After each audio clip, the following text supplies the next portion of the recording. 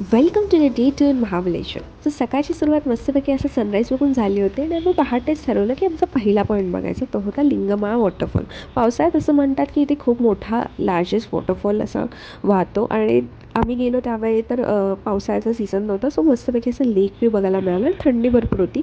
So लेकवरती असा छान असा फॉग वगैरे बघून आम्ही तिथून निघालो आणि त्याच्यानंतर फ्रेशनअप वगैरे होऊन आज आम्ही पंचगणी फिरणार होतो.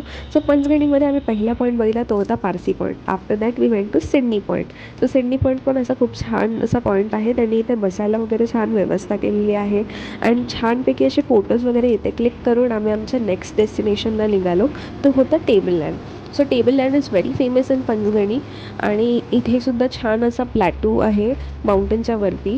त्याच्यामध्ये केव्ससुद्धा आहेत, 2 केव्ज आहेत. सो आम्ही पहिली केव बघितली जी होती टायगर केव्ह, तिला नाव दिलेलं आहे.